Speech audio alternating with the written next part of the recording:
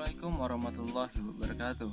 Perkenalkan, nama saya Alfi Anugrah dengan NPM 2008260239.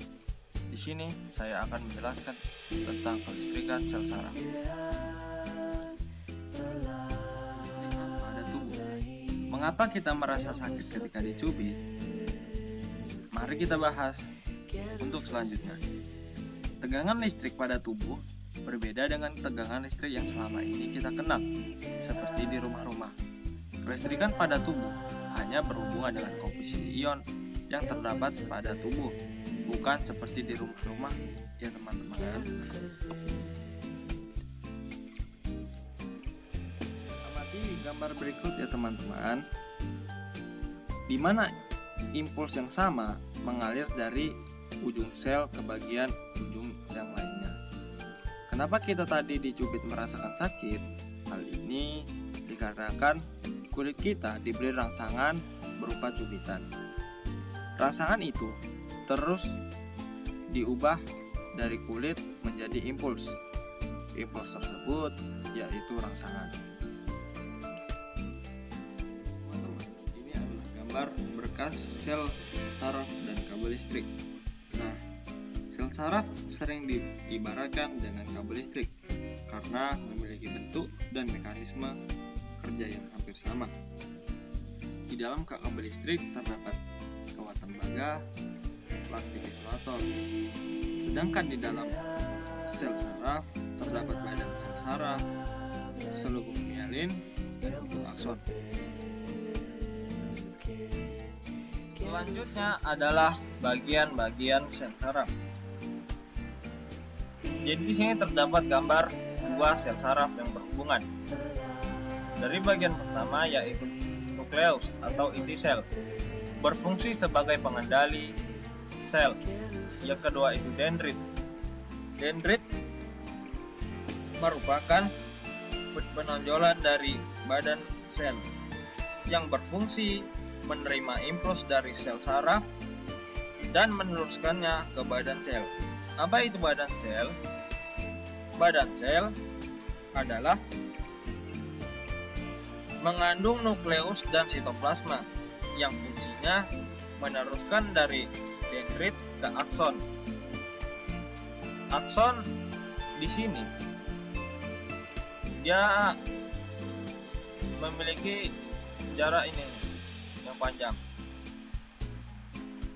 Akson adalah bagian sel saraf yang berfungsi meneruskan impuls dari sel saraf ke sel selanjutnya.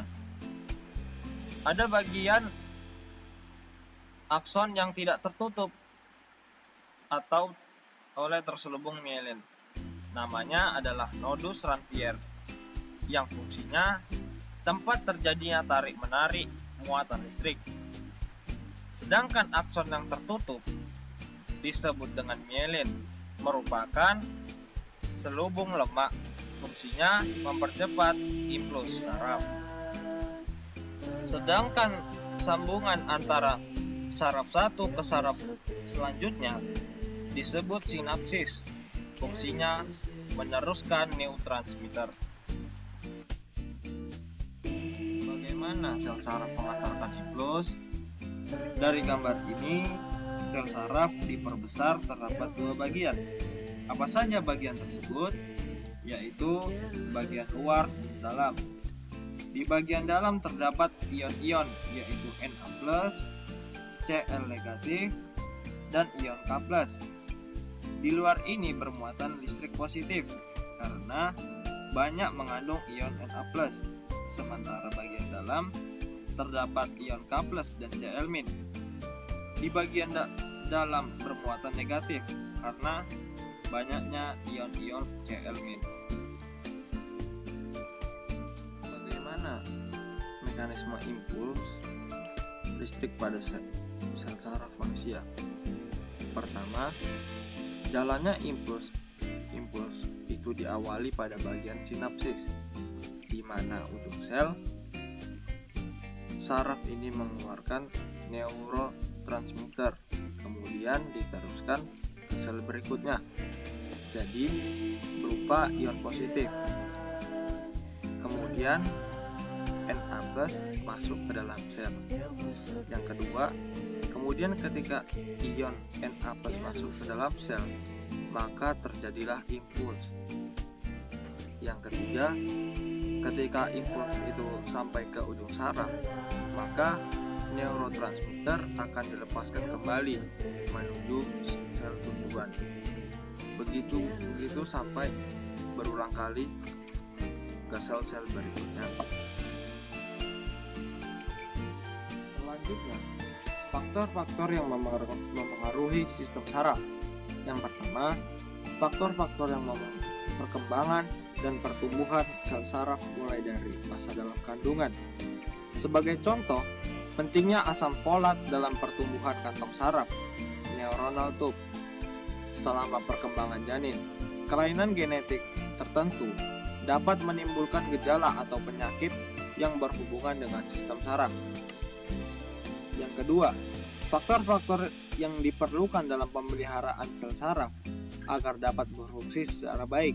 Sebagai contoh, keperluan nutrisi baik dari oksigen dan glukosa. Sehingga semua kondisi yang menyebabkan nutrisi sel berkurang atau berhenti dapat mengganggu sel saraf. Yang ketiga, faktor-faktor yang memengaruhi kelangsungan hidup sel saraf. Semua faktor yang menyebabkan sel saraf mengalami cedera ataupun kematian seperti trauma pada saraf, gangguan pembuluh darah, kelainan autoimun, infeksi, metabolik, kelainan endokrin, obat-obatan, tumor, dan lain-lain akan memengaruhi kerja sel saraf. 4. Faktor-faktor yang memengaruhi pembentukan, penghantaran maupun pengolahan impuls saraf. Sebagai contoh, untuk membentuk impuls saraf dalam bentuk potensial aksi listrik dibutuhkan peranan elektronik. Kekurangan kadar elektrolit tertentu akan mempengaruhi pembentukan impuls saraf.